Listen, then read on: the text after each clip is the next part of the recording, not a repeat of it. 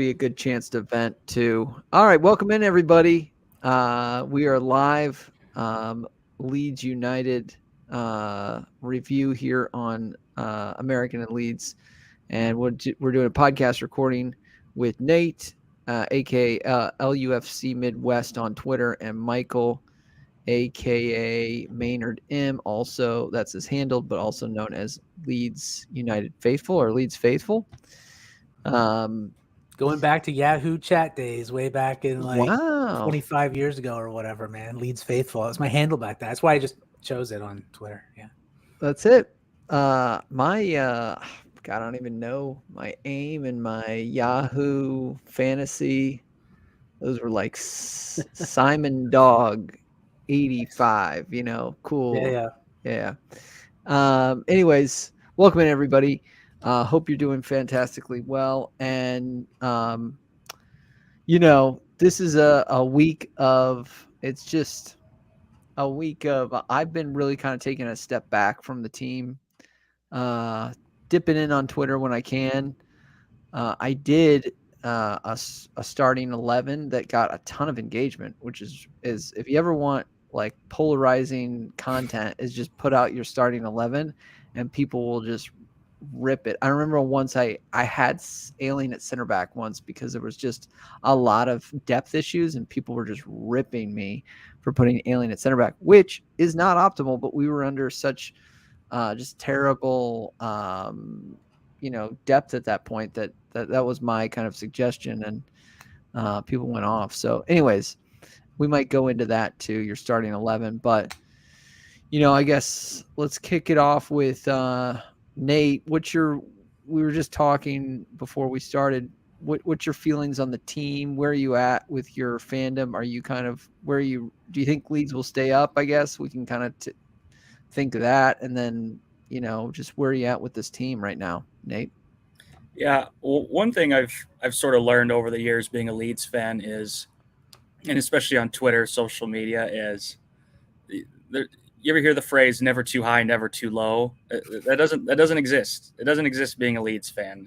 Everything is either very toxic and negative, or it's falsely overly positive. So I'm trying to maintain sort of a level head. Tough to do after two pretty terrible results. And part of maintaining a level head is looking at data and projections and whatnot. So I'm a big fan of the 538 projections. So I check those almost after every match day just to help myself feel better when I'm feeling nervous about relegation. And I think currently Leeds sit, I believe it's between 20 and 24% chance of relegation right now. And with our fixtures left, I don't feel fantastic about it. Like, I think in my head, I'm probably a little bit higher than 24%. But, given our current form, it's hard to overlook. And the last time I was on this podcast, I maintained that our talent would keep us up. But, it's hard to see. It's hard to see it right now with this talent, or with how this talent is performing. How they're working together. By the way, welcome everybody into the Geek Squad. We've all got glasses on tonight.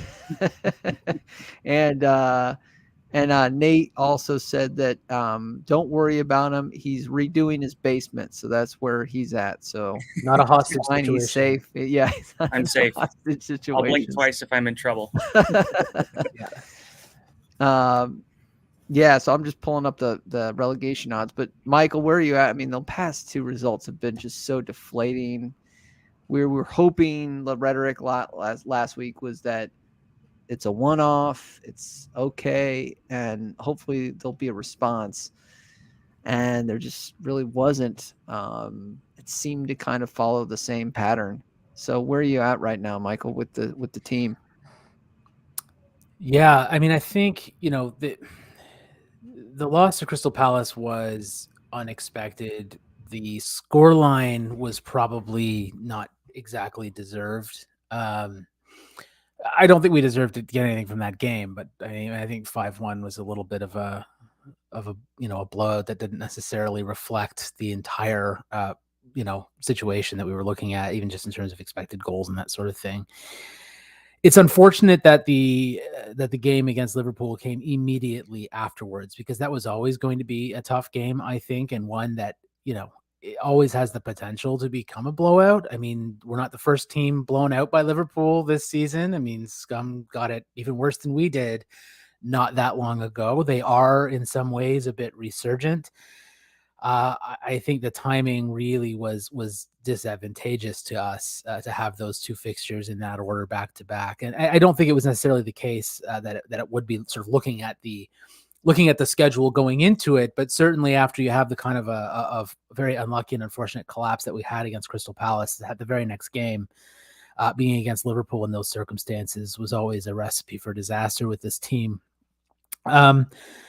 That said, as I look at it, I have to echo, I think, Nate's comments about, sort of never too high, never too low sort of thing. Like, I am trying to keep a fairly even keel about this. I have, as I've remarked several times in the DMs, I have embraced the notion of being relegated this season. If that's what happens, I'm ready for it. I've accepted that is a distinct possibility, and the second year on of doing this, same kind of thing, the same battle. I guess last year I would have been much less likely or less capable of accepting it than I am this year. So that said, honestly, I think we're going to be fine. I don't think we will get relegated. Certainly, there's a big possibility. I'm not denying that it is a strong possibility that it can happen, but I don't think it is going to be the outcome. I think we will survive. I think it'll be similar to last year, where it's by the skin of our teeth on the last day kind of thing. Or maybe not the last day, because that game is not going to be any good. But I think we might pick up enough points. And I don't think the points total is going to have to be astronomically huge to survive this season. I think maybe we're looking at 35, 36 points. I think we can do that. Southampton are now 2-0 up. Brilliant.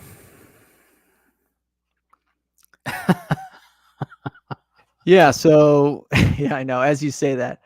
No, and obviously, Jason, thanks for the update. Interestingly enough, what are they?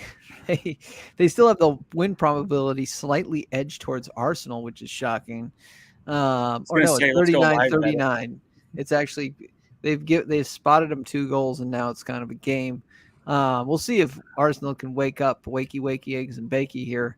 It is a long game, so it is, and look, I think we don't all need to wet the bed over this either, right? Because a win today, even at 2-0 right now, puts Southampton in 19th, still 3 points behind us. We have the game in hand, and their goal difference is still negative to ours.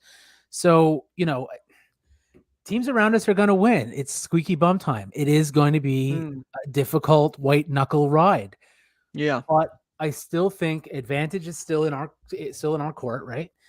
And I think we probably will still be able to pull it off. I could completely be wrong about that. And like I said, I accept that possibility, and I have embraced the idea of us going down and what that's going to look like. That is fine with me. But obviously, it's not fine with me. I'd rather not. But I understand it, and I recognize that that's a distinct possibility, and I'm ready to accept it if that's what happens.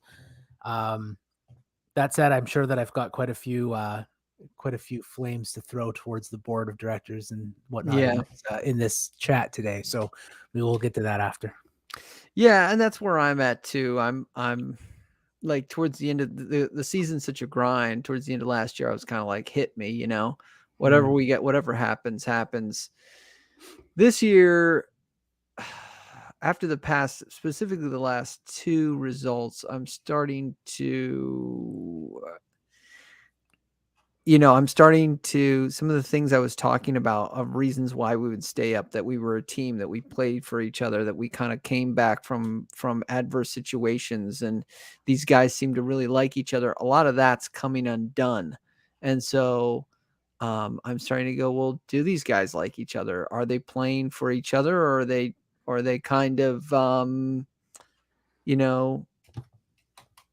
peeing down their leg, for lack of a better phrase? What's going on here? Because they shouldn't, the results, or at least the performances, shouldn't be this bad. And that's where it's like, wow, these are really bad performances. We're not, we talk about kind of just playing for the shirt, playing for each other, putting in a shift.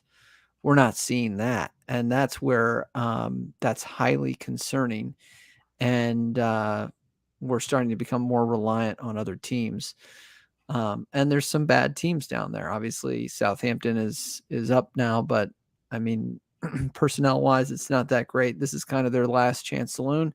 This is their cup final. They're playing Arsenal, or they're going kind of down to the championship. I think Everton squad wise is going to be a grind. They got Sean Dyche. That's really only their only saving grace for me. I think Leicester will eventually get a bounce. I think that Forest might be down just based on their performance and what things are going on in their dressing room. West Ham might scrap out of it. I think it's also us. So we need for me, we need to win tomorrow. And I hate to say that because you could say London curse.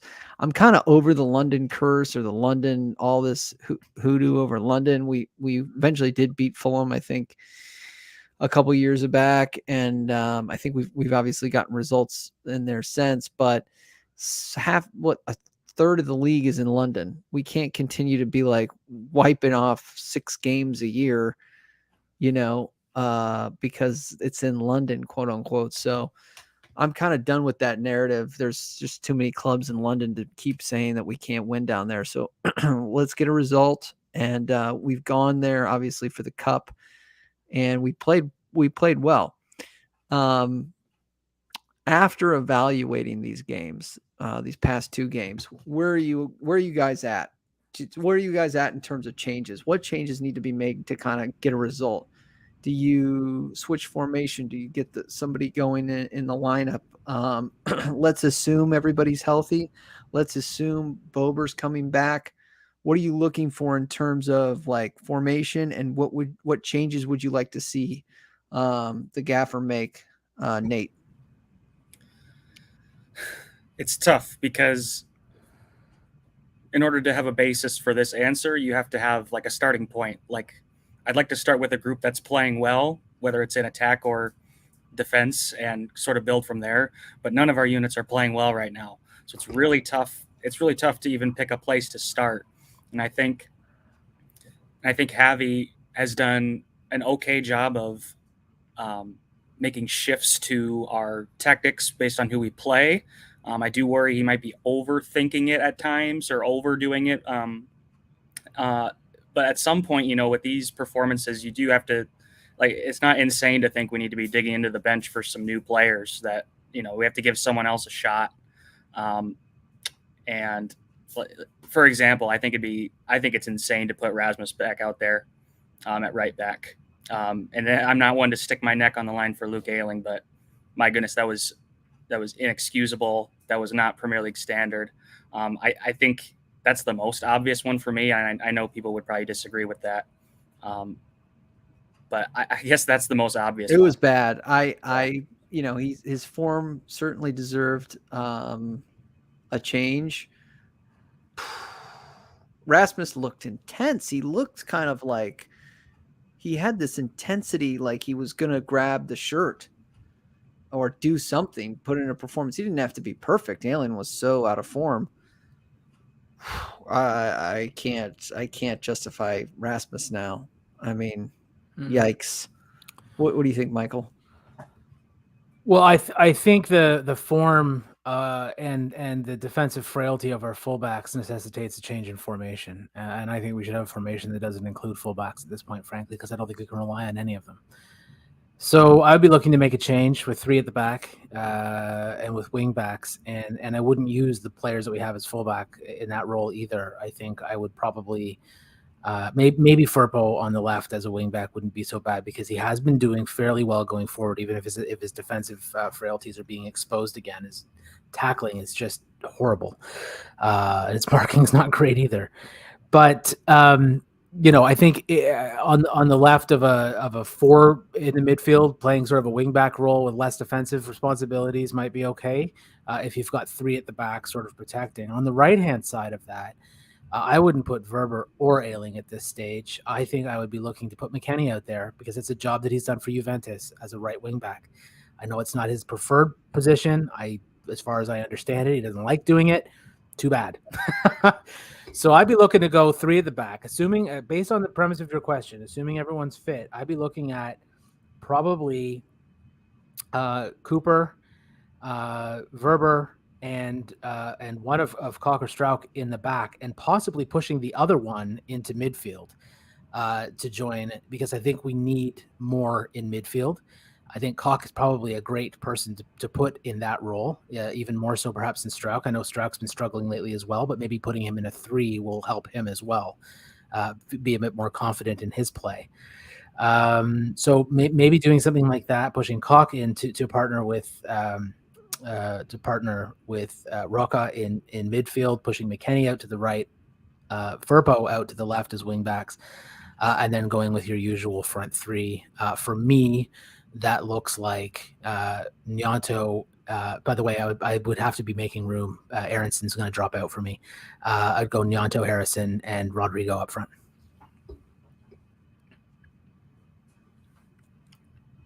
What do you think, Nate? Any changes? I completely agree that Aronson has to drop out. I mean, the problem is we don't really have a bona fide 10 or like an attacking midfielder that as someone's primary position, right? So it'd be like a makeshift change, which, requires real technical ability, confidence on the ball, like none of which our attacking players seem to have right now. Yep. So that'd be my only hesitancy with replacing Aronson, but man, we need more from him. It's been so tough. We need so much more presence in the midfield in attack, and we just have nothing. We have to scrap on the outside to gain any ground in attack. But whether that's removing the 10 position altogether and sort of, maybe we replace that with some sort of defensive midfield position. So maybe, like, I don't even know if Darko's someone we want to even consider throwing on a pitch right now, but that's one way we could do it. I'd hesitate I'd hesitate to say Forshaw, but it's a warm body that can play defensive midfield, and we do need defensive support. That's without question. Yeah. Someone I think who can drop back, especially if the wing backs get pushed up. Someone who can drop in into that back 3 and just help shield them a little bit. That's my thinking on it. So that's why I would go 3-4-3. I don't like 3-4-3 as a formation. It's stodgy. It's defensive. It's not exactly an exciting attacking formation. But we can't afford that right now. We just can't. Yeah. So this was the one I put out, and so I've got Vober moving into midfield, and so. How do you have this set up again, Michael? You have McKennie out at like wing back. Yeah, 3-4-3. So Cooper, Koch, and Vober I had in the back line, but okay, look, Koch and Vober drops back. Any of those guys could rotate out of the back 3 into a defensive midfield position. I'd suggest that Koch could do that, but we've seen Vober do it, and he's done it well. So. That would be interesting. My concern about the back line, though, is that it needs solidity there. That's why I would prefer to have Verber there and push one of Koch or Strauch into the midfield to partner with Roca. That would be interesting. That would be interesting to me because I would put. I mean, I don't know. Tactically, I don't know if he has time to work on all this stuff, but I would actually put Harrison as a wing back as well because I think Harrison tracks back really well. Harrison instead of Firpo on the left potentially is an option. Yeah. Yeah. I think that would be I'd like to see Jack as a wing back. I think he would offer a lot. Obviously going forward, I think he's good pressing on the ball and defensively. I think he tracks back well. There were times where Bielsa had Jack on the left completely by himself, doing the full left hold side, everything himself. And he can do it. Yeah. He can do it. He's the one player that survived Bielsa ball, really. I mean, obviously he comes in and out of form, but I'm just saying, like, he's still fit. Like a lot of, like, you look at Bamford injured, obviously Phillips at Man City, he's been broken really ever since the Euros. I don't know. It goes on and on and on. I thought Click lost a step. I thought there's been a ton of players that have been kind of like injured, at least from the promotion season. that have played like multiple years. Dallas obviously out for the year. Forshaw in and out of fitness. But Harrison is like, I mean, he's just fit, man. He's fit as the butcher's dog. I do want to say just a quick, just speaking of fitness and, bulking up, etc. I don't know that the Aronson debate, and I do believe that he needs to be dropped, but the whole Aronson bulk up rhetoric, I think I get it, obviously, and I was probably there at first. I started to check his weight and height compared to other, and that's listed, so who knows what his real weight is. But I mean, he's like heavier than Bernardo Silva. He's heavier than,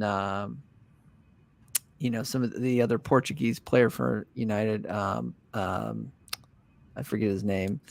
Bruno Fernandes. And there was a few other players where it's like, I think he has, he's about Pablo. He's about Pablo's height and weight. And I'm just like, it's not the bulking up, although there's some sort of strength that he needs to assess because he does get pushed off the ball. You saw last week, Virgil van Dijk literally just kind of just touched him or leaned on him and he comes over. So it's a mixture of probably, yes, he needs some strength training in his, I don't know, his core or maybe the tiny muscles or something to continue to be on the ball. I don't think he needs to come out looking, like Adama Traore next year or something, you know what I mean? No. Where he's not natural or whatever. I don't think it's like that, but I think he also needs to understand the nuance of the Premier League, that these calls aren't going to go his way. Like he's reverting back to maybe what he was getting in Salzburg, which is he was getting calls, and maybe he was getting calls in the Champions League. It's just different.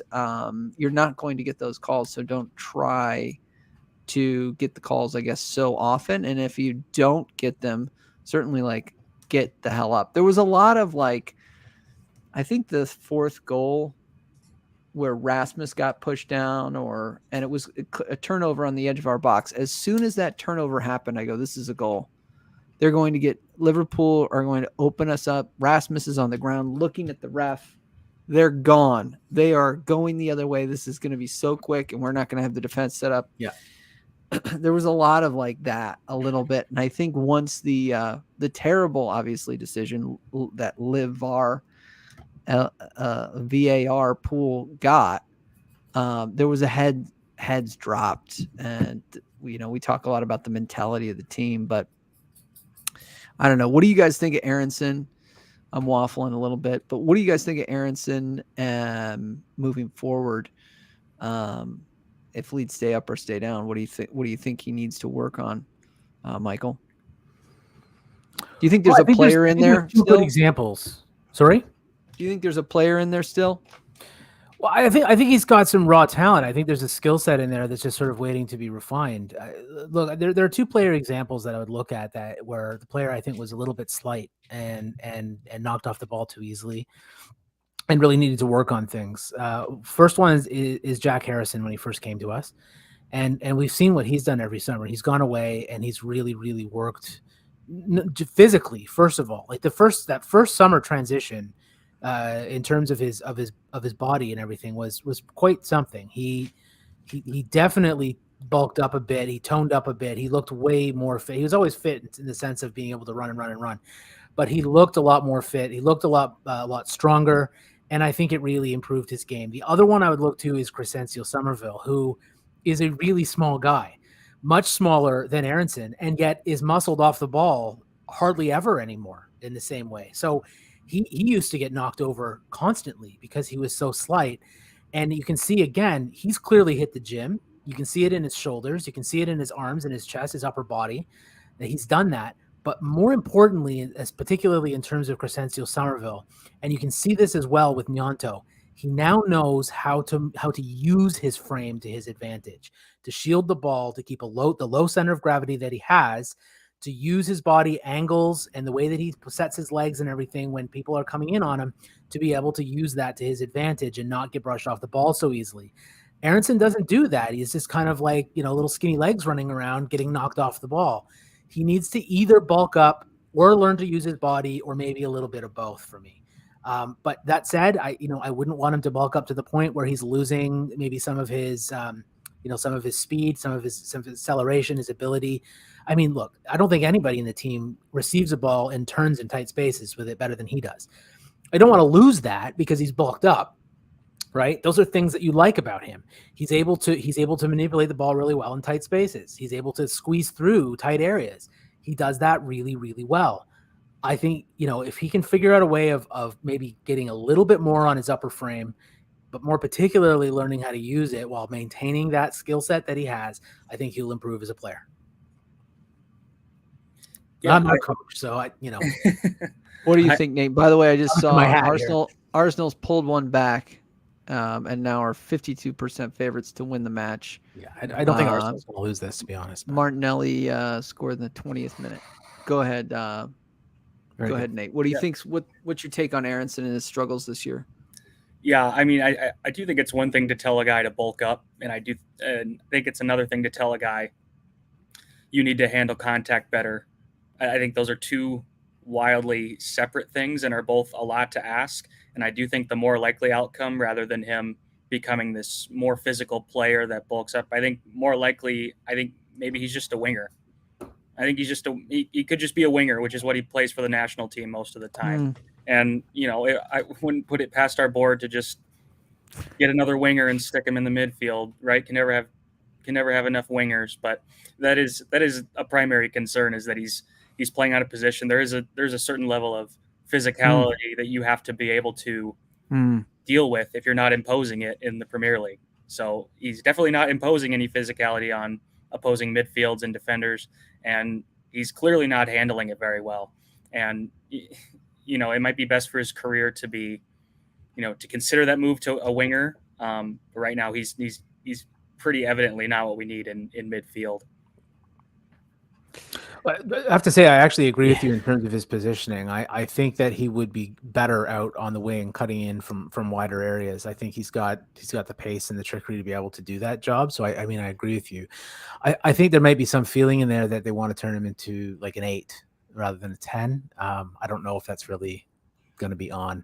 Certainly, if that is something that they want to do, turn him into sort of that, I don't know, maybe like the like a click kind of role, maybe.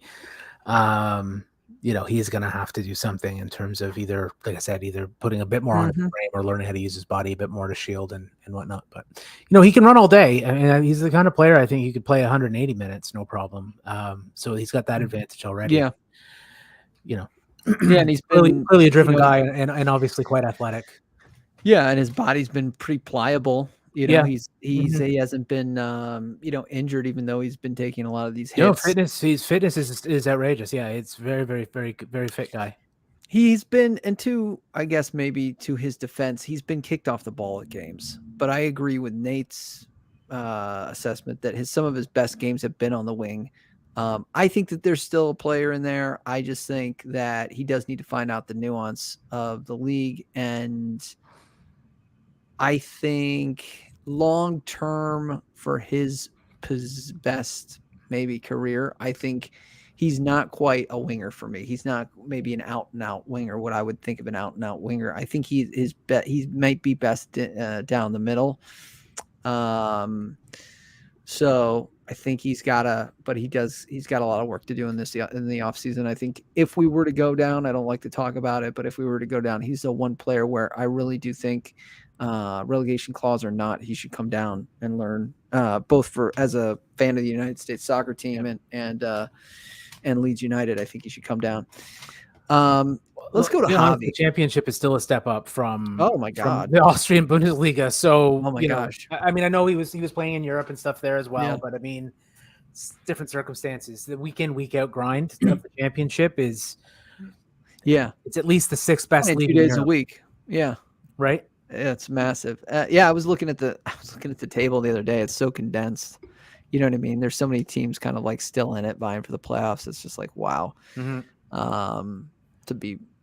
Anyways, I don't want to talk about the championship just yet. Hopefully we won't have to talk about that. What do you think of Javi? What do you think of Javi and his tactics on what was it, Monday now? I thought it seemed 4-4-2 to me to really get set up the first 30 minutes. I thought it was looking okay. We didn't seem to have, to me, and you've talked about it all season, Michael, the on-ball system, where I think that the on-ball system that he was teaching might have gotten figured out. Like, it worked beautifully against Forest, where we were having spells of possession. We just were doing what we wanted to Forest most of the game. Obviously, the score line could have been higher. And then it just seemed like at halftime, Crystal Palace figured out our kind of on-ball metrics, and we just couldn't get a hold of the ball again, and we couldn't adjust back. And maybe Javi doesn't have enough time to talk about the nuance of like what happens when we get pressed and what different scenarios of playing out from the back for his system. But I thought he got it right for most of the part against Liverpool, and then we did come out. Obviously, Sinister, pulls one back. Really, I think great individual effort. He poached the ball off one of their center backs and then smacked it past. Really brave finish too over Allison. And then his trademark. Yeah, and then injured, unfortunately, but yeah, yeah. And then I feel that frustration, Nate. I feel that, buddy. And then obviously we just became undone the rest of the game. So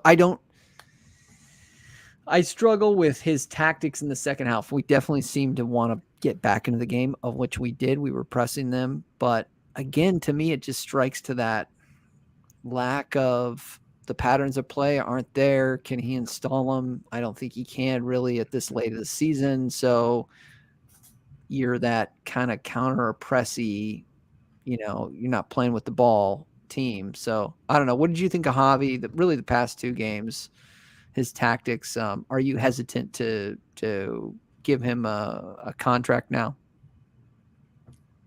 Nate? Yes, definitely hesitant. I don't want to make it seem like I'm giving him a pass for these last two performances, but I think what he has shown is, in his ability to make certain changes, or pretty bold changes, right? For instance, he didn't put out a striker against Arsenal. We just started with we played a false nine against Arsenal, which was pretty unheard of for us. So what you can say about him is that he's gutsy, he's brave, which is more than we can say for our players. And I do think our players are running out of excuses here they're running out of excuses for the majority of the squad. This is their third manager in less than 2 years, and it's still not working. Same problems. Part of what you mentioned with an on-ball system, it requires us to have competency on the ball. And I've tweeted this, I think, 2 or 3 times, but like a grade school level of composure on the ball, and we're in the top 10 in the Premier League. Like we're so uncomposed on the ball that it's hard for any system to work. And I think, I say this to my friends when I'm watching other matches, watching other teams on the ball, how composed they are. It's like watching a different sport. It's so much more fluid with players who actually are playing with confidence and have technical ability and can, play a system because they're confident on the ball. I think that it really just stops any system from being implemented when we can't have basic composure on the ball. So like I said, I hesitate to give Javi a free pass, but our players they're letting him down, quite frankly. That's the best way I can say it. Yeah, I agree. Yeah, I think that's right. Yeah. Sorry, go ahead. No, go ahead. I was just saying, yeah, I agree. Yeah. I think one of the main issues we have right from the get-go, and this is sort of getting back to what I was saying at the start about throwing some fireballs at the board, is that this team is poorly constructed, poorly balanced, and doesn't really have any sense of itself. And a lot of that goes back to, honestly, the sort of breakneck kind of changes that Victor Orta tried to implement, I think, in terms of style and everything else, and it goes back to this argument that we've heard a million times, and I don't want to belabor the point any, but like going from Bielsa to Marsh was just insanity. The only thing, it's supposed to be the next evolution. The only thing they had in common was intensity. There's literally nothing else. So we buy wingers and then go to a coaching style. And I'm not crapping on Jesse Marsh here, but we go into a coaching style that doesn't use them. Well, what's the point? How are the players developing in the roles that you need them to play if that's not how they're going to play, right? It doesn't make sense. So why would you buy wingers to play a system that doesn't require wingers? Why would you, not reinforce fullbacks in a system that is known, if you know what you're doing, if you have any clue, if you're not totally inept, known to be something that is a little bit tough on fullbacks? That is a system, every system has its advantages and disadvantages. One of the disadvantages of the sort of narrower Jesse Marsh style of system is that it's tough on fullbacks. So why didn't we upgrade our fullbacks properly? I mean, you know what? We went and got Rasmus Christensen. Everyone's sort of like, oh, maybe this is good. He's played for Jesse before. He's coming from a much lower standard, frankly. That's not the player that we needed. Junior Firpo had already proven he couldn't defend. That was not the player we needed. The board and Victor Orta in particular have completely screwed this up because they don't know top from bottom, left from right, or what they're doing. I think the entire squad is unbalanced, and I think the players themselves, and I know we can sort of blame them and say, look, like they need to step up, and they obviously do. But I think some of them, and I'm looking particularly at people like Melier and Strauch, I think their development has been absolutely hammered by what they've been asked to do over the last couple of seasons.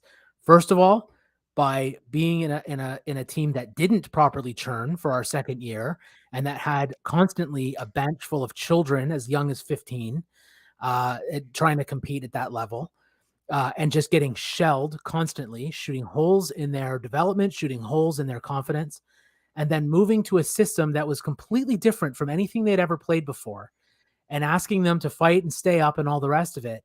And then having a situation where poor Pascal Strauch had to play left back for most of the season. You may as well have him playing on the moon. I mean, it's ridiculous.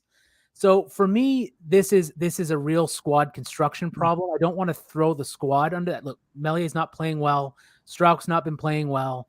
Firpo, Christensen, we've said a lot of these guys are playing well. For me, they've been exposed. They've had their development hampered, or they're just not the right players that should have been brought into this project in the first place. And can I just say, I know you guys had mentioned you are slightly resigned to relegation, and I completely get that. And I think what you just laid out, Michael, is exactly why I'm not yet, because I think staying up this year is so much more important than last year. Because of what you laid out, there is a light at the end of the tunnel here, right? If we can stay up, we get new ownership, which will mean a new board, which will mean probably a new manager and new players. So we can wipe the slate clean, but if we stay up, and that's the only thing I have to hold on to, that we're going to stay up right now, is that if we can scrap our way through this somehow, we can reset all the wrongs that have been done by the board, hopefully start over the right way. But I agree with what you're saying, Michael. There's been so many poor decisions top to bottom. Yeah. And I completely agree. And you still saw ESPN FC, those frauds over there, try to compare the Bielsa system to the Marsh system, and us watching it every day going, no, it's nothing. They're nothing alike. And again, Leo said the only thing is that's similar is intensity. One's kind of like an intensity to create chaos, and the other one's an intensity to, I don't know, win the ball and possess the ball and play kind of, the beautiful game. Yeah. The two things you said, I loved that rant was really good because it was factual. And the two things that you just were floored me, but Melier has taken a massive, he's unrecognizable the past two games where I thought he wasn't perfect, but he's made some obviously weird kind of decisions in terms of coming out of his box a lot. And his confidence has got to be low. What is it, like 13 shots or something? 13 shots on goal, 13 goals, something like that. 11 for sure. But yeah, 11 shots. That he eventually did save one against Liverpool. So that's just a guy he's just, he's getting Like the Salah goal is like, there's some of these goals he can do nothing about, but to see it repeatedly go in your net is tough to watch. And so yeah, I think he's not as good on the ball as he used to be. He seems to be more I don't know, loose on the ball, it seems. And then there's a lot of fake throw, fake pump. He's like a quarterback in America. Pump, and he'll release it. So yeah, I don't know. I think he's regressed. And Strauch was a guy that was. Both these guys are the two guys that were going to be revenue generators for us. The next kind of ones that we would sell for massive amounts of money. Not anymore. I remember Calvin in the promotion grabbing Strauch, right? They're all drinking beers and they're in the clubhouse and they're going up to the Premier League, and he goes to a camera or a cell phone video. He's like, this guy, he's the next one. He's incredible. And Strauch, like under Bielsa, was he was at moments like incredible. Yep. His ability to ping the ball, long switch balls, not these little dinky dunky switch balls. He would ping the ball all over the field, right to people's feet. Speed, big, aggressive, kind of a gentle giant. But I mean, Virgil van Strauch. And now you're right. They've completely messed him up to the point where they're like, hey, look, we're getting away with Strauch at left back. Well, you're getting away with it, but should we continue to do this? Like, this is insane. And they've done it. And now he's trying to come back into center back. And I don't know. Those two guys are not acting like they even know each other. There's no us. We're on, we're watching on TV. There's no communication. We're getting drilled for 5 and 6 back to back. And it's like, who is this guy? So yeah, there's been massive regression in both those two prospects. They were both young. It's just been, it's been very disappointing. And so obviously you're not necessarily blaming Javi. I think, yeah, I mean, it's hard to judge and blame Javi at this point, but he's got to somehow get this team back together. And I think there's got to be some sort of change for tomorrow. I think Vober is massive. We've been saying it. Vober and Tyler Adams are massive losses because they don't wear the captain's armband, but they're both captains. Obviously, Tyler Adams is a captain for his national team, and that's a big deal for him to do at his age. And Vober was a captain for years at Salzburg, which is different. We just talked about it, levels. Yeah. But it's still somebody that has that DNA in him. Cooper is not in the side for whatever reason. He's got to come back in the side for me. I agree. I know he's Coops. I know he's older. I know he still yells at people. He still seems to be the guy that's always pointing. And I don't know if that does much, but I think it's better than nothing what we've got going on. So he's been with the side so long. I mean, he saw like 7 managers. He is a big, big part of this club. He's gone through, you want to talk about seeing the ups and downs, Liam freaking Cooper. So I do put him in. I don't think he's like, not saying Liam Cooper is going to turn into the best center back in the league. I mean, but I think there's somewhere in between,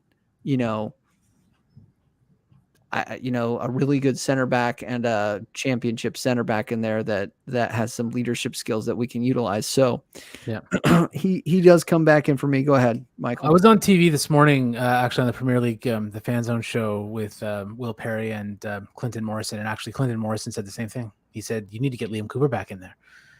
He's not the best player by far. He's got his drawbacks. He's older. He's not as mobile as he used to be. But that back line is desperately in need of some organization and some leadership, and he seems to be the only one that's able to provide it. I mean, to be fair, for someone like Clinton Morrison saying that, he probably doesn't have a significant awareness of Max Verber, who I think can also do or add some of those things. But I agree with you completely that Liam Cooper, and I know people would say, well, if, that's not bringing in Cooper. Jesus, are we still bringing Cooper in like all these years later? Yeah, that's a sign. That's a sign of exactly what I was ranting about a few minutes ago. Yeah, That we're squad calling building. for Cooper to come back in, with his age, mobility, and injury issues and everything else, to be the guy that saves our back line. Yeah, I'm not going to disagree. That's a problem, but it is also the solution that we have available to us right now. So I agree with that completely. Lest anyone think that I was, because I obviously name check specifically Strauch and Melier, lest anyone think that I'm calling them out in particular for their performances. I'm not. I'm actually in a way, I think, defending them, just so that everyone else is clear on that. I think you guys were clear on that, but I think the difficulties that they've had right now are very little fault of their own making, if any at all. Melier, I something that you said, Alex, about Melier and his strange decisions lately, like coming out of his box to do like headers way outside and stuff. I think that shows something. You mentioned his confidence levels. I don't think it necessarily even confidence in himself as much as his confidence in the people in front of him to do that job. He's like trying to do everything now. He doesn't know where to send the ball because he's not confident that any of them are going to receive it and not just cough it up immediately. When you look at the number of near post chances that he's giving up or near post goals that he's giving up, that wasn't a traditional Melier problem. It started at some point last season, I think, under Bielsa a little bit. It's gotten worse now. But I think if you look at what's happened, the classic goal that we gave up almost every time under the Jesse Marsh system was that back post goal. So he's covering his front post, his near post, no problem. Nobody's covering the back post. What does that do psychologically to a goalkeeper other than confuse them and say, I don't know which post I have to cover right now, because if I cover this one, that one's going to be open. I have this thing in the back of my head saying I can't trust my defenders to do their job and to cover that other side for me. So you see him positioning himself almost a little bit more centrally, giving up a little bit more space on both sides so that he can try to go one side or the other. I don't think he has any confidence. And obviously, I don't know. He hasn't said this. Even if you were to interview him about this, he'd never admit it. But I think he's playing, and the evidence of my eyes watching him play is like someone who has no confidence whatsoever in his defenders to do their job and properly protect the area in front of him and to properly protect the other goalpost when he's protecting one of them. He can't be everywhere at once. He's a tall guy. He's got a big wingspan, but he still can't cover the entire goal himself. And it looks to me like he's of two or three minds at once as to where it is he needs to be, because he simply has no confidence in anybody else to do their job. And why should he? Because they're not doing their job. Yeah. Some of that is not personnel. Some of that has been system issues, right? Like you just look at the system issue. You look at some of the players running at him, right? Like you're literally in goal seeing, Eze running at you pretty much unmarked. You know what I mean? Like you're going scoring goals, and he can do it. He's done hero saves. He's done like all season. Like he's the guy that sometimes, obviously, he will let in some of the a soft goal every once in a while. I don't know what else to describe it. It's he'll maybe he should have had a hand to it or something. But he'll do some hero saves where it's just him and the like somebody's in on goal and Melier will come out and be like, oh my God, how did he do it? And people actually think like the other player squandered a chance. It's like, no, Melier is just really good. Really, he did what he had to do. Absolutely. Like you said, he's 6'7". Let's catch up on comments real quick. Javi's doing well, but the question should be, if he gets the job, where do you see Leeds in 2 years? With him, is he a next level guy? Whoops. Nate's okay. Everybody. Javi's still got a contract. Javi still has his contract ends to the show to show what he can do. Yeah, till the end of his contract. Needs to be brave and pick a team he wants to pick. Maybe he's already doing that. I don't know. Now's the time to do it. If you want to kick on in your own career, you got to keep this team up. Systems mean nothing if the players aren't confident.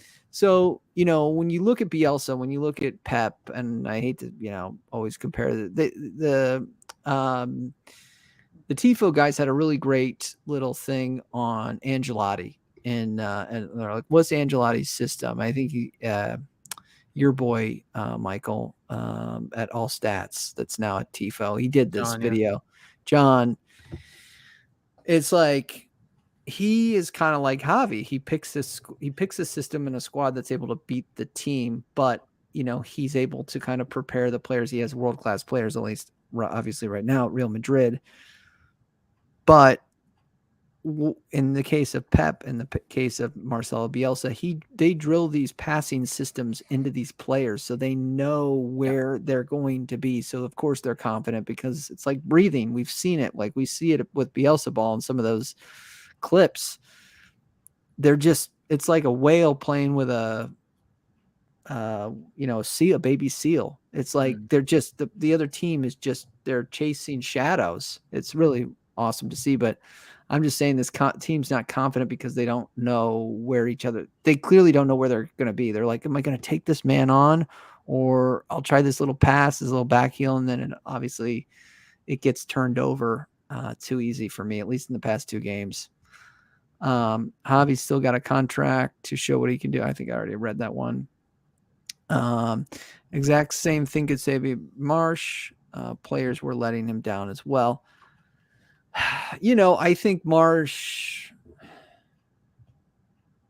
I don't rate Marsh. I don't wind up rating Marsh at the end of the day. I think he was given everything. He was given a preseason. He was given pretty much a lot of these players were his players. If you either can't convince these players to play in the system, or you're just tactically not well. I think the players kind of tried to buy into him, but I personally don't rate Marsh. So something was off with him. Marsh had serious tactical issues. Yeah, I agree. Victor has only made one good decision, getting Bielsa. Yeah, that's where I think a lot of the fan base is starting to go. No wonder Drama wants to leave. I don't know. I had a big drama debate with Gier. You can check that out. I don't want to open up the drama box of drama, but I think there's a player in there. Hopefully he wants to stay on. He's young. I don't know what else to say. I mean, yeah, there's a lot going on with Drama besides just his frustration with the club, Have you heard about Firpo's sell-on clause? I did hear about this with Gier, I think, this morning. Leeds will lose money on him. Yeah, there's some sort of tag. Apparently, if we do sell Firpo, that we will wind up owing Barcelona like 20% or something, unless we can get what we bought him for. Predict a heavy loss. Come on, Robbie. Even 20%. We're not talking about a ton of money, to be frank. I mean, it's a drop in the bucket compared to what we're paying for Jean-Kevin Augustin. So, yeah, my God. Leif Davis, 3rd highest assists in European football. I'm going to take that with salt, Robbie. He's in League One, but I think he's a decent footballer. I think he's a good prospect. He just needed more time to marinate, I think, probably in the lower leagues. I wouldn't doubt to see Leif Davis coming up to the Premier League at some point in his career. I don't want to think about the championship just yet, but I hope Pascal stays on. I don't think he's one of the players where I don't believe there would be a relegation clause. Robin, there's an old saying, you can't make a silk purse out of a sow's ear. I knew somebody that used to tell me that. Let's hope the team at least brings in a needle and a thread tomorrow. Amen. That's why Vober is so important. Just want to get a quick little check. Did you see this Mark Hemingway comment? Because I think Rutter is another great example. By the way, still 2-1. Still 2-1. Southampton is leading the match, but 40. The live win probability is Arsenal 46% chance of a win, 28% of a draw. Southampton have a 26% chance of a win. Mark Hemingway, we need to step up big time. Time to give 100% for the badge, not for the money. Give Rutter a chance at 90 minutes, not in the dugout. $100,000 a week. I want to talk about not the money aspect, because that's not. I don't care, frankly, about the money. What I care about is the minutes for that kid and the abuse that I think he's been getting. And You know, I look at articles like the one that I think Phil Hay wrote recently as well. There was also another one by Graham Smith. I think Graham's article was really sort of in defense of Rudiger and saying that there's a lot of problems that have nothing to do with him. Phil's article didn't exactly call him out either, but I felt like it kind of put him front and center, at least in a position where people could interpret that and come up with abuse. People are going to abuse players anyway. For me, we need to stop with the pity minutes for Rudiger. We either need to play him or not play him. But the garbage time he's been getting, as far as I'm concerned, just to use the sort of the NBA term, all he's playing is garbage time. Games where we're chasing it, where there's absolutely nothing he can do to affect the result. How is that for his confidence coming to a new country as a young player? You know, just sort of still learning his trade, very much so, still learning his trade, and only getting garbage time. Is he not showing it in training or what? Like, to me, he's got a skill set I think we could use. I feel bad for him.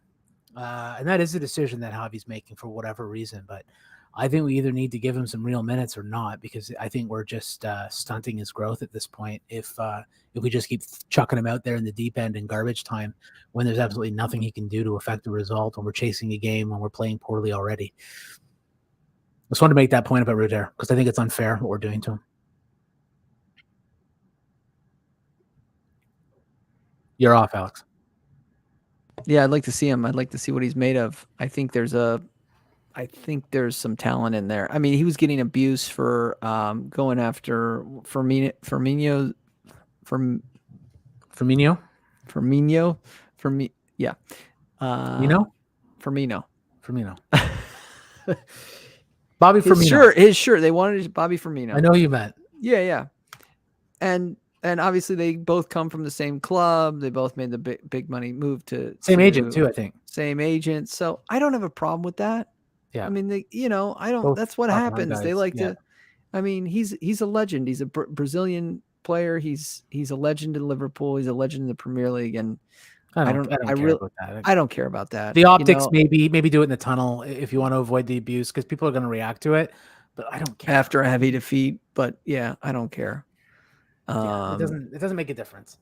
I don't think it shows an attitude issue. The game's over at that point. I'm like, whatever. Yeah, I don't care. I don't care about that. You agree? Nodding. Yeah. I completely agree. The game was over, and the game wasn't decided on his watch either. No, right? No, it's like you said, it came in garbage time, so it's not like his play didn't affect the outcome. So agree. Yeah. All right, so coming up on an hour, what do you guys think for Saturday? You don't have to give me a prediction, but how do you think the match is going to go? Obviously, I think in the first match, Javi got again the tactics right. Those were two really good shots. One was a worldie, and one was just a really good shot from just outside the box. How do you think it's going to go? What are you hoping for, Nate? Well, I mean, we also have to look back at the first match in the league where we lost it. We lost to Ellen Road. That was another frustrating Marsh loss because I do think that was winnable as well. 3-2. 2-3. Yeah. Is that what you said, Michael? Yeah. Yeah. But I mean, the one thing you can say about this season is that it has made very little sense in some ways. Our wins have made no sense. Coming off 2 terrible performances in a row and then somehow getting out a win at Fulham would make no sense, which is why I think it could happen. That's kind of where I'm at this point. Just sheer hope that these guys will play for the badge. I mean, play for their careers. I mean, these last 2 games. It's the hope that kills you. Yeah, but these last 2 games, for these players, is an incredible stain on their reputation, their legacy. These guys, with the change that's coming that I mentioned earlier, who knows how many of these guys will still be around come next year. And I do think there's some sense of that in the dressing room too. So there's a lot to play for these guys. I mean, I do think at some point pride has to step up at some point. Yeah. Right. These guys are playing for more than just to stay up this year. They're playing for their paycheck. Their careers. Yeah. So because of that, a win out of nowhere wouldn't shock me. You know what? Getting out of Ellen Road might help. I don't know. I've been saying a bunch of stuff every time. Smash the like. 22 of you in the building. If we get 22 likes, we let other people know that we exist, and also subscribe if you're not subscribed. I'm trying to get to the golden 1,000 subscribe milestone. YouTube kind of thinks, I guess, once you get to 1,000, you're like a person or something. You know, you're not just some guy making a channel. You're like an actual, I guess, legit channel. So I don't know. It'd be a cool milestone. That's what I'm going to try to do. So 1,000. I think we're very close to 700.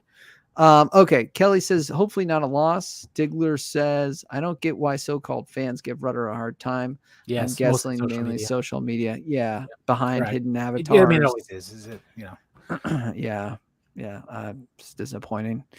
I'm gonna go up tomorrow at 5:30 a.m. bus. Well, that'll be a good wake up call. Set to lead Leeds at 6:30. I'm going long day. Let's hope it's a good one. Vober and Nanto is a must. Yeah, that would be. I will be anxious to see the team sheet for sure tomorrow. Mark Hemingway. And cheers to you, sir, for supporting the Whites in person at the ground. Some of the Leeds players were going to abuse for traveling to Morocco and France. Yeah, I didn't have a problem with that either. I thought for a second there was a guy with a beard. I thought Orta joined them. And that, do you remember that? Remember that picture? Yeah. I'm like, is Orta there? Like, what is going on? Orta's shaved a little bit, so God, I was kind of saying the shots of the board last week. I was just going, the performative nonsense from that. Well, just they clearly know they're on camera, and then like as soon as they found out, they were like, wow. This is hopefully Rad's last couple games, right? And for whatever reason, this is again. I have not seen. Maybe I'm wrong here. I haven't seen Raz and Marath, the 49ers guy, in the box at the same time. It's usually been one or the other. Yeah. Parag Marath, I believe his name is. Yeah, so, Parag, and when we were in one of the relegation spots, Parag showed up and Victor didn't. And I thought that was a big statement to be like, okay, move aside here. I think it was Javi's first game, maybe. And then when they did show the owner's box, I was like, Victor's there. I'm like, he needs to be in Milan or whatever. Like, he needs to be like, he lives in Italy. Like, go to Italy. Rads, yeah. Rads, I'm sorry. No, not Victor. Yeah. Victor's usually always there. And he's there at the away games. But so I don't know what was popping in your head, Michael. It might come as a surprise to some people out there who are abusing players for going to watch a tennis match or whatever, but the players don't actually live at Elland Road or at Thorpe Arch. They do have a life. They do get time off. They do get vacation, just like the rest of us. Going in and having some time to mentally unwind by enjoying another sport that you enjoy, or by going to the beach with your family. And let's be honest, this is Europe. It's not exactly like you're traveling in North America where the distances are massive. You can hop on a train and be in Paris from London in 2 hours. So, let's be honest about what it is that we're looking at here. I think it's important that the players have a bit of recreational time to themselves, especially after a heavy loss, get themselves sorted out. None of that means that they're not working hard, and people abusing them for it really need to look in the mirror. Yeah, I agree. Some of the players were getting, sorry. I think that's anything but a loss. Will you guys be able to watch the match tomorrow? 7:30 a.m. for me. Yeah, I'm gonna be. I like actually. Yep, 7:30 as well. 6:30, Nate. If you can swing it. 6:30, baby. Put the coffee on, man. Get ready the night before. Michael, I like these early games for me because it's like get it out of the way. The kiddos just kind of waking up, and like I'm able to kind of sneak down and get my coffee, bacon sandwich, good to go. Yeah, that's it. And then like it's over in 2 hours, and by 10 a.m., like I usually say, your day's either made or you're kind of like on to the next thing. Where got to get on with it. Exactly. The 3 p.m. against Liverpool was like, it was terrible. It was like it's like, that bleeds into your night. And you're just like, you can't sleep. It's 2 a.m. You need to go on a longer walk. Does he lose 200 million in the sale? I believe that's what's going on. Oh, Nate had to jump off. All right. Well, thank you, Nate. Thank you, Nate, for your service. All right. Yeah. I'll let you go too, as Michael. Thanks everybody for joining us. And, yeah, smash the like on the way out. I don't know. I've started predicting losses, predicting wins, predicting ties. We're going to concede, right? Like, I'm going to go for a 2-2. I know that's a cop out, but that's where I'm going to go. Where are you at, Michael? 2-2. Yeah, I mean, I don't expect us to win. I think it's possible that we get a result. We haven't all the London curse is, there, like we talked about earlier, but like we have won in London, like we beat Brentford, and, like we have made games in London. We've had actually some pretty crucial games in London where we've turned it around. And I'm always going to go back to that famous 1-1 draw in the last championship season that arrested a horrible slide that we were in. And it was that moment, Liam Cooper with the goal that tied it up after that ridiculous mistake by Kiko. I think, by Kiko Casilla, if you remember that one, going back to the championship season. From then on, we won 5 in a row, and then there was a whole COVID thing and everything. But like we never really looked back. To me, that was a turning point. So it was like, against Brentford or whatever, but it wasn't London. So look, I think turning points can happen. I think they can happen for us. I think they can happen for us in London potentially. This is one of those times where maybe this is what we do. If we get any point at all tomorrow, we get a point.